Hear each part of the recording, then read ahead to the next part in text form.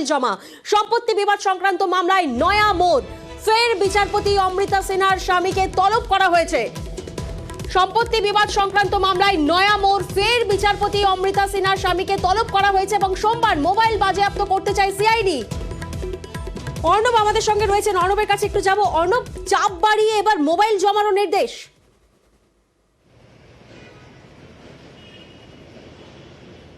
দেখো, সুপ্রিম কোর্টের নির্দেশে সিআইডি এই ঘটনা তদন্ত করছে এবং জানুয়ারি মাসে তাদের তদন্তের অগ্রগতি রিপোর্ট, যেটা আইন অনুযায়ী হওয়ার কথা, সেটা তাদের দাখিল করতে হবে এবং তার জন্য সিআইডি তদন্ত যা যা করে তারা তাই করছে। কিন্তু এক্ষেত্রে যেটা বিষয়, সেটা হচ্ছে তৃতীয়বারের জন্য বিচারপতি অমৃতা সিনহা, কলকাতা হাইকোর্টের আইনজীবী, উল্লেখ করা যায় বিচারপতি অমৃতা সিনহা পঞ্চায়েত মামলা এবং প্রাথমিক নিয়োগ দুর্নীতি মামলা নিয়ে কিন্তু বর্তমানে রাজ্য জুড়ে একটা আলোড়ন তুলে দিয়েছেন এবং তার মন্তব্য পর্যবেক্ষণ বারবার খবরের শিরোনামে এসছে।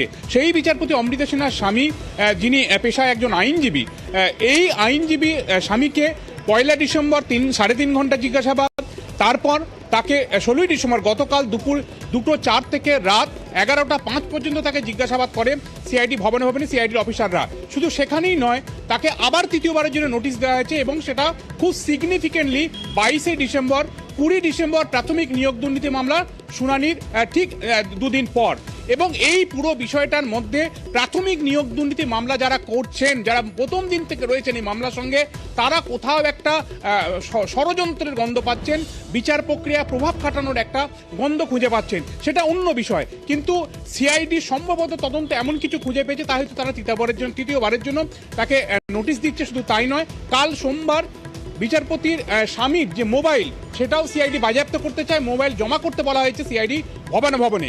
এটা যদি একটা হয় তদন্তের দিক, সুপ্রিম কোর্টের নির্দেশ মেনে সিআইডি তদন্ত করছে, এর একটা অন্য দিকও রয়েছে, যেখানে আইনজীবীর সূত্রে আমরা জানতে পারছি যে এই 9 ঘন্টা জিজ্ঞাসাবাদ জায়গায় বারবার ঘুরে ফিরে এসছে বিচারপতি অমৃতা সিনহার নির্দেশ এবং পর্যবেক্ষণ, এমনটাই অভিযোগ আইনজীবী সূত্রে আমরা জানতে পারছি। এবং এই পুরো বিষয়টা কিন্তু আর স্বল্প জায়গা থেমে থাকছে না, বিষয়টা কলকাতা হাইকোর্টের প্রধান বিচারপতি এবং ভবিষ্যতে সুপ্রিম কোর্টের প্রধান বিচারপতি পর্যন্ত সম্ভবত হতে চলেছে। কারণ একটা জিজ্ঞাসাবাদ পর্বে বিচারপতি কি রায় দিয়েছেন সেটা কখনো আলোচিত বা জানার কৌতূহলের বিষয় হতে পারে না। যে মামলায় 160 নোটিশে ডাকা হয়েছে বিচারপতির স্বামীকে, সেই মামলার বাইরে গিয়ে কেন এই ধরনের প্রশ্ন করা হচ্ছে সেটা নিয়েও সম্ভবত কোথাও একটা মুভ করা হতে পারে, এমনটা কিন্তু ইঙ্গিত দিচ্ছেন প্রাথমিক দুর্নীতি মামলার সঙ্গে যারা প্রথম দিন থেকে যুক্ত সেই সমস্ত আইনজীবীরা। একেবারে বেশ।